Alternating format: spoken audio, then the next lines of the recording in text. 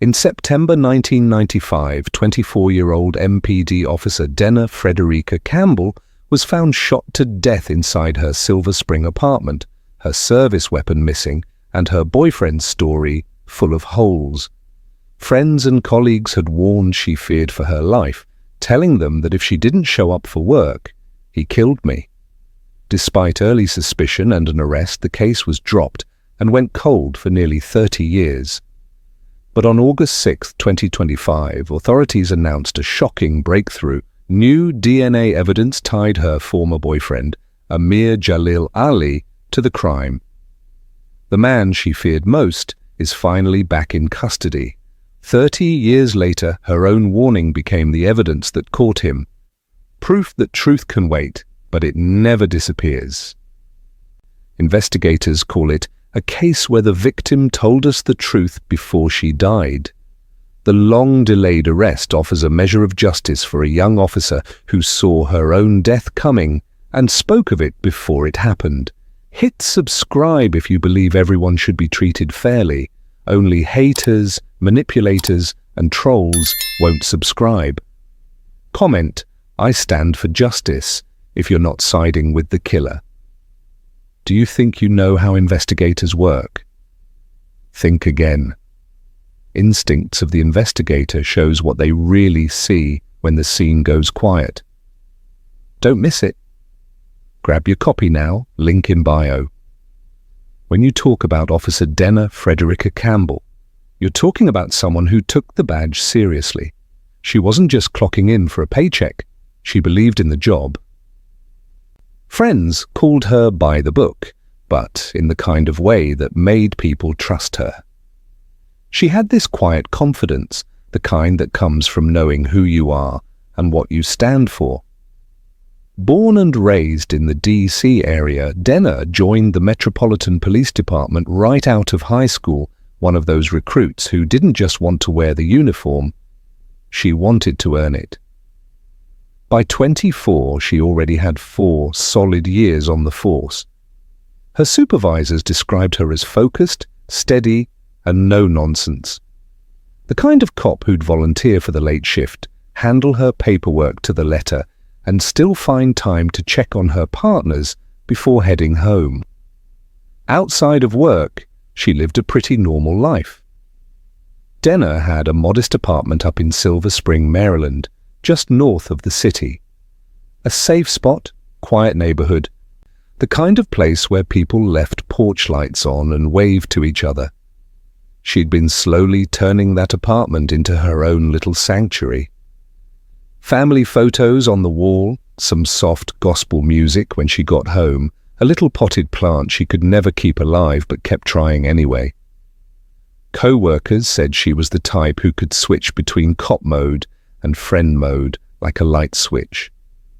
One minute she's serious, working a crime scene or writing up an arrest report, and the next she's cracking jokes in the break room, teasing someone about their bad coffee habits.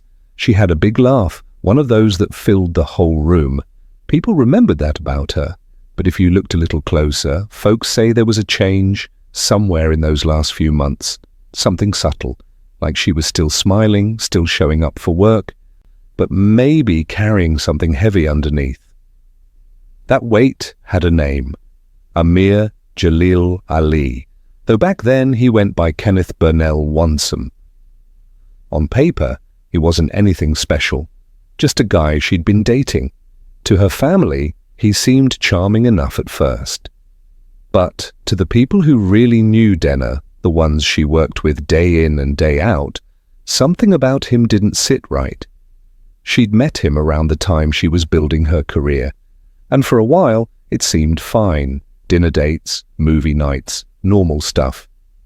But soon after, her tone started changing. She stopped mentioning him as much.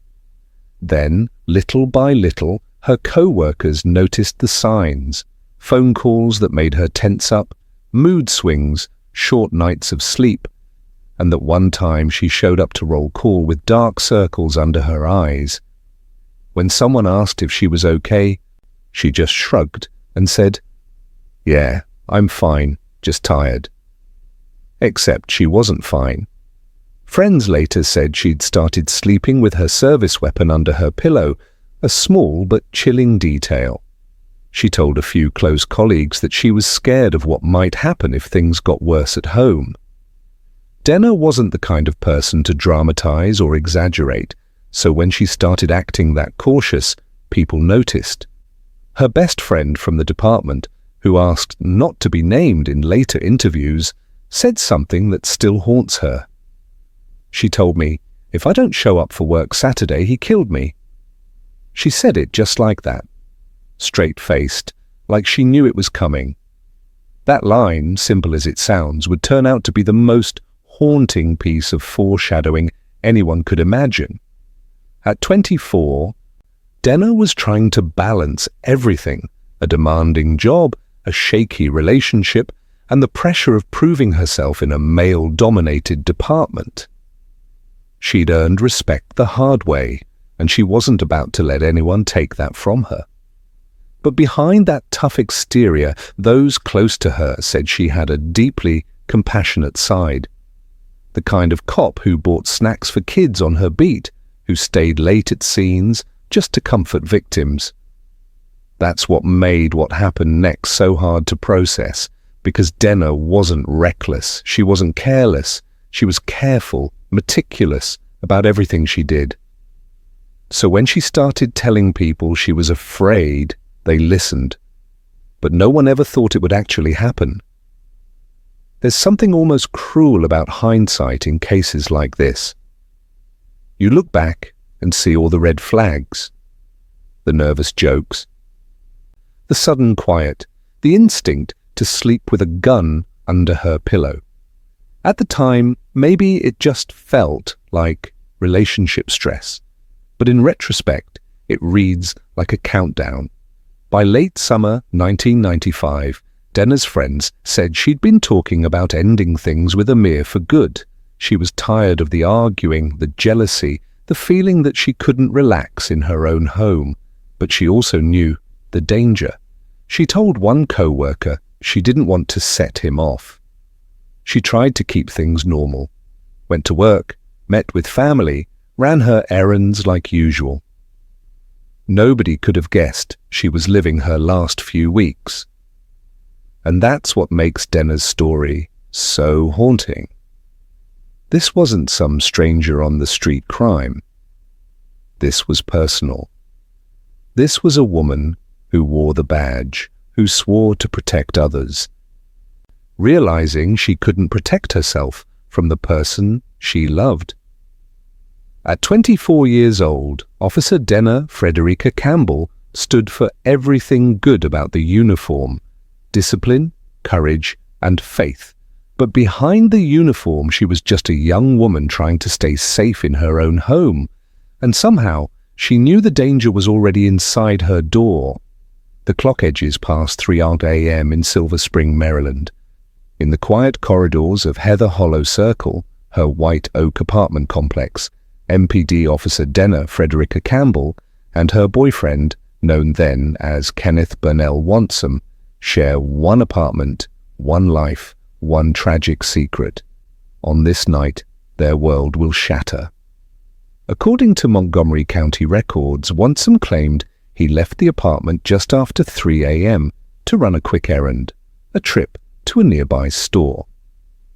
He reportedly told investigators he returned hours later, only to find Denna unresponsive. It was at approximately 5 or 4 a.m. that he placed the 911 call, stating a burglary had occurred and his girlfriend had been shot. That official version raises immediate flags. Why wait nearly 2 hours to report an apparent home invasion and the shooting? Why call for help from the very scene you say you left? Detectives would later challenge that account. When law enforcement entered Denna's apartment, the absence of forced entry was glaring. Doors locked, windows intact, no sign of ransacking. Nothing was missing except her own department-issued handgun. That weapon, critical evidence, vanished. The assumption the service weapon had either been taken by the killer or used in the murder itself. No burglar's footprint, no broken window, no smashed door.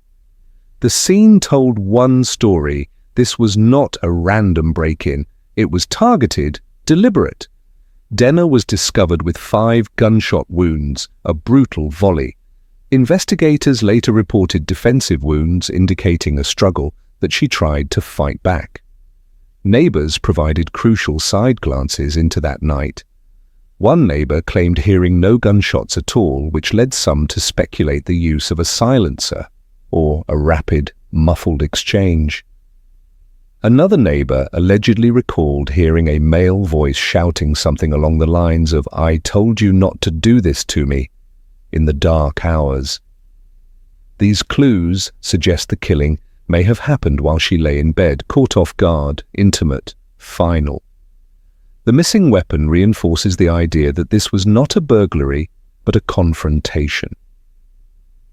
When officers asked Wansome for his clothing during the original 1995 investigation, they found scratches on his back and a rip in his white t-shirt, an indication of a physical struggle. The tear was never fully explained. Was it from grappling? From Denna defending herself? From a scuffle near curtains, bed sheets, or furniture?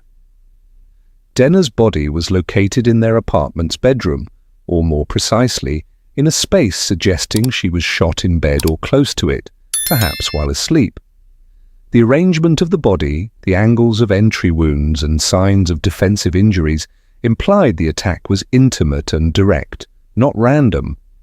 Authorities reported that investigators believed she was likely shot with her own service weapon, reinforcing the notion that the killer had inside access to her life and dangers she told others about.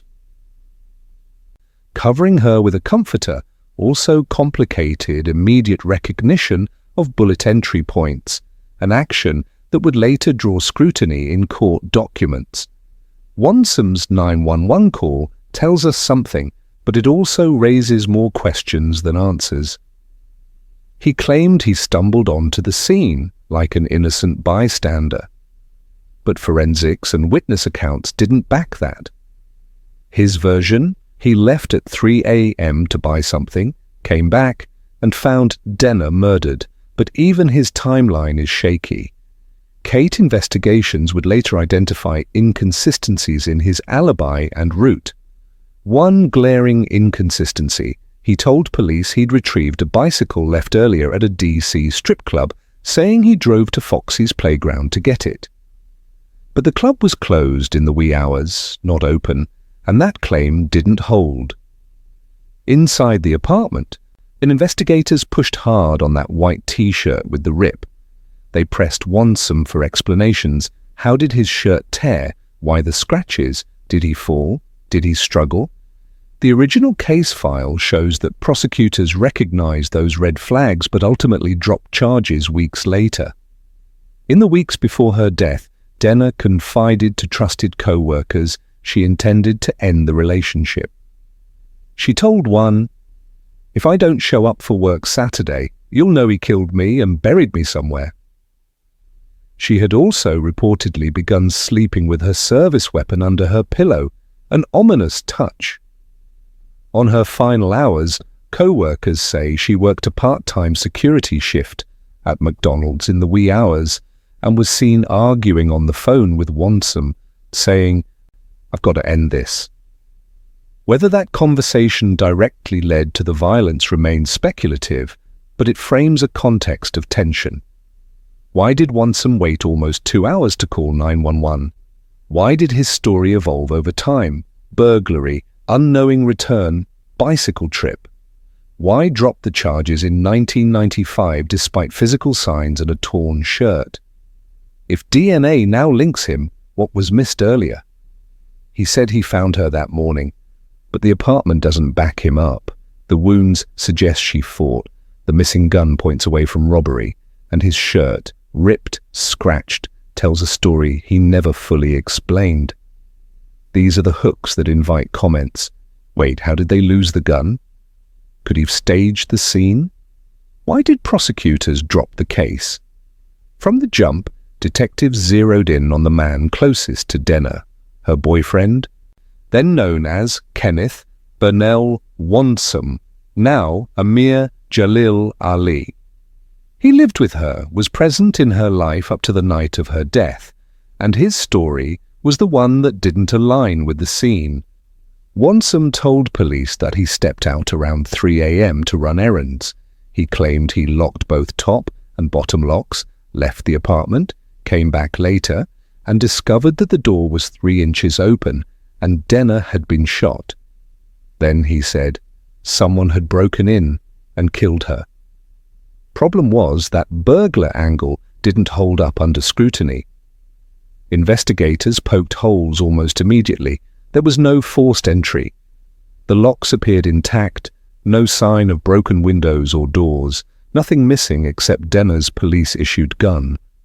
He told police he'd gone to stores, gotten items like Listerine and sodas.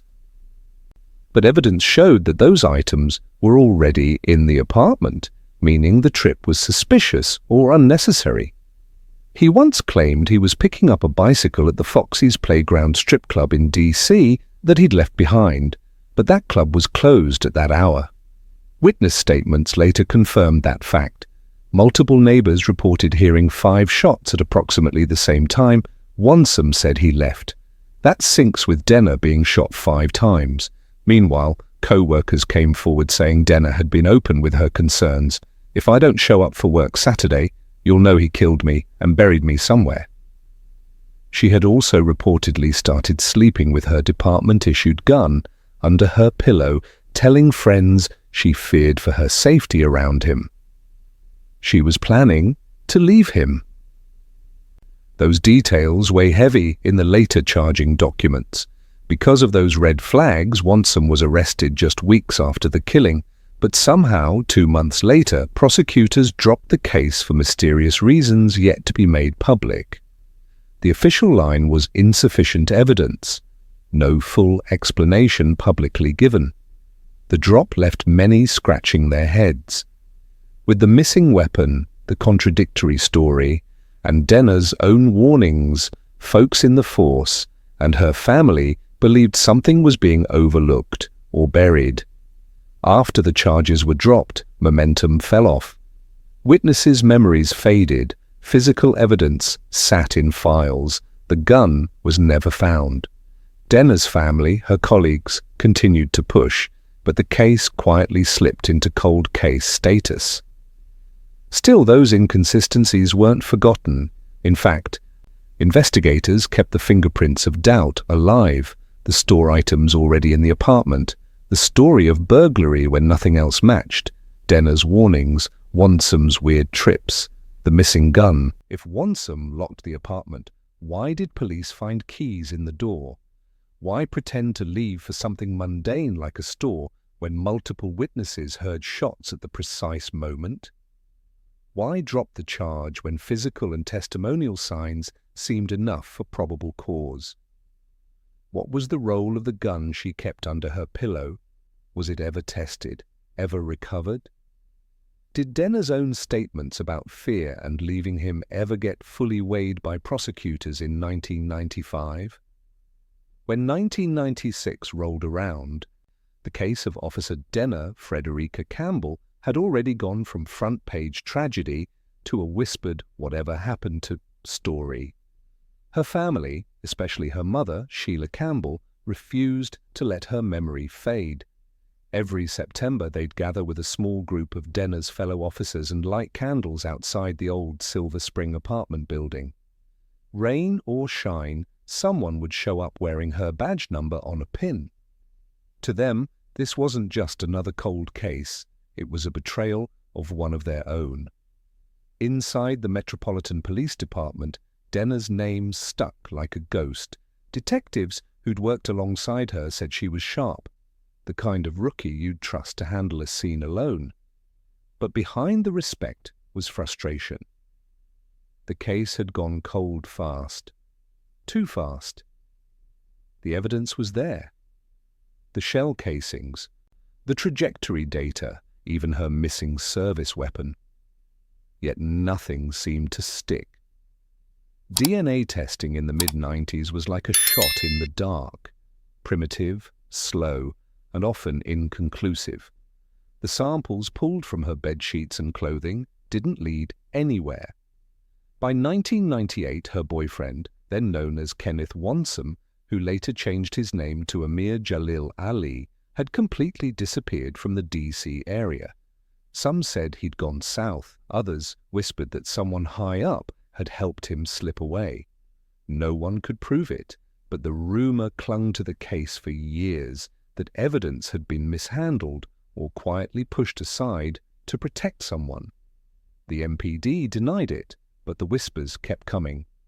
In 2001, the Campbell family petitioned for the case to be re-reviewed, hoping that advances in forensic tech might give them a new angle. Detectives reopened the files, dusted off the evidence boxes, some of them still sealed with yellowing tape, and sent trace samples to a new state lab for reanalysis. But again, nothing. Not enough material for a viable comparison, the report said. Another dead end. Still, Sheila Campbell didn't quit. She started speaking at events for families of unsolved homicides, often holding up her daughter's academy graduation photo. Denna standing tall in uniform with that proud half-smile. She wanted to serve, Sheila would say, and this city forgot her. Through the 2000s and 2010s, technology kept evolving. Cold cases once thought impossible began cracking open nationwide. Some solved by advanced DNA sequencing, others through genealogy databases. Each time another old case hit the headlines, Denna's name came up again among her friends. Maybe she'll get her day too. In 2018, a Montgomery County cold case unit quietly pulled her file from archives again. A retired detective had flagged it, noting that the preserved evidence, especially biological samples found on clothing at the scene, could now be tested with far greater precision. This time, they sent it to a specialized lab that used next-generation DNA processing. But the results didn't come back overnight. Years passed. Red tape, lab backlogs, and legal procedures dragged things out. Denna's old co-workers were retiring one by one. Some thought the system had failed her for good. Then, in early 2024, something changed. The lab reached out. A partial profile had matched DNA from a known database hit. It wasn't immediate proof, but it was enough to raise eyebrows in the Montgomery County State's Attorney's Office. Behind closed doors, the case got a quiet green light for review. The missing weapon was still nowhere to be found. The apartment building where Denna died had long been renovated, its walls painted over, its floor plans altered. But the memory of that crime scene never left those who first stepped into it. One retired officer described it years later. She was one of us, and we let her down. By 2024, Denna's name was back on the desk of homicide investigators. Nearly 30 years later, her story was no longer just a cold case file. It was a test of faith, technology, and persistence. What no one expected next was that the same man Denna feared, the one she said would kill her if she ever went missing, was about to be brought back into the spotlight. On August 6, 2025, a hot, hazy Wednesday morning that no one in Montgomery County saw coming, news broke just after 9 a.m. that the nearly 30-year-old murder of Officer Denna Frederica Campbell had finally cracked wide open. After decades of dead ends, frustration, and speculation, police held a press conference that started like any other routine update until the chief dropped the bombshell. We have identified the suspect responsible for the 1995 murder of Officer Campbell through advanced DNA analysis. The room went silent for a second. Then came the name, Amir Jalil Ali. The same man Denna had feared. The same boyfriend she told her friends would kill her if she ever went missing. After all these years, her words had come back like a haunting echo. And this time, Science was on her side. According to investigators, forensic analysts had recently re-examined several preserved items from Denna's apartment, including her bedsheet and pillowcase. Those items had been carefully sealed and stored since the original investigation. The same place she reportedly kept her service weapon tucked underneath for protection. Back in the 90s, testing methods couldn't do much with the trace material they'd found. But with 2025's tech, that same trace DNA told a whole new story. The match came back strong, not partial, not possible. It was direct. The DNA on those items was a definitive match to Ali, who'd long since changed his name and tried to bury his past. For the Montgomery County Police Department, this was the kind of moment every cold case detective dream about. The one where the ghosts finally stop whispering. Detectives didn't waste time. Within hours of confirming the results, authorities coordinated quietly with federal marshals and located Ali in New York City, where he'd been living under his legal name. When officers moved in, witnesses say he looked stunned, like he'd just seen a ghost from a life he thought he'd escaped. During the afternoon press briefing, officials made it official. On August 6, 2025, the Montgomery County Police Department, in collaboration with state and federal partners, arrested Amir Jalil Ali for the 1995 murder of Officer Denna Campbell. As the words hit the air, you could feel decades of frustration release all at once. Reporters scrambled to confirm details, while former MPD officers, some retired, some still serving, flooded social media with messages like, "Justice never expires," and she called it. She knew. Behind the cameras, Denna's family stood quietly. Her mother, now in her late 70s, wiped away tears as the announcement played live. She'd spent half her life waiting for that moment. "It took 30 damn years," she later told a local reporter. But she finally got heard. Investigators revealed that the DNA came from key evidence collected the night Denna was found. Material that had been preserved despite years of storage changes and lab upgrades. The real game changer came when new genealogical software processed the old evidence through an upgraded federal system, confirming Ali's genetic link within weeks. For the detectives who'd inherited the cold case, it was surreal. One retired officer said, "We used to sit around talking about how this one would haunt us till retirement. Now, she can finally rest." The press conference wrapped with one powerful statement. This arrest represents not just a victory for science, but for persistence, and for a young officer who refused to be silenced, even in death. But as the media lights dimmed and headlines spread nationwide, one question still lingered. If DNA tied Ali so clearly to Denna's murder, what had he been doing all these years, living free? The answer, investigators hinted, might be even darker than anyone expected, and it was coming next. When news of Amir Jalil Ali's arrest hit the airwaves, it wasn't just another crime update. It was like reopening a wound that never really healed. For the MPD community, it hit hard. Officers who'd once trained or patrolled beside Denna Campbell found themselves staring at her photo on the precinct wall, remembering her laugh, her discipline, that sense of duty she carried like armor. Many had carried quiet guilt for decades. Guilt that they couldn't protect one of their own. At the Montgomery County press conference, the state's attorney's words cut straight to the heart. This is justice delayed, but not denied. That line echoed across every newsroom, every social post, every tearful phone call that day. For Denna's family, it wasn't triumph.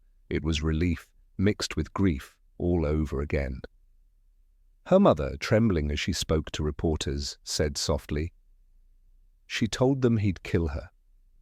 She said it out loud, and nobody stopped him. Cops who'd buried their frustration in silence finally spoke up. One retired detective said, "We failed her. She saw it coming and we didn't move fast enough."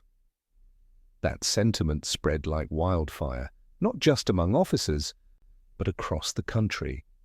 Denna's story became more than a solved case. It reignited a painful conversation about domestic violence, even within the badge's protection.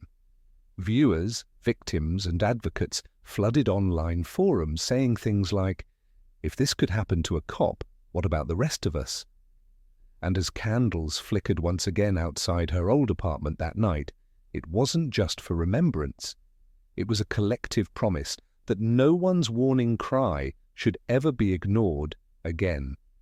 As of late 2025, Amir Jalil Ali sits in custody at the Montgomery County Detention Center, formally charged with first-degree murder in the death of Officer Denna Frederica Campbell.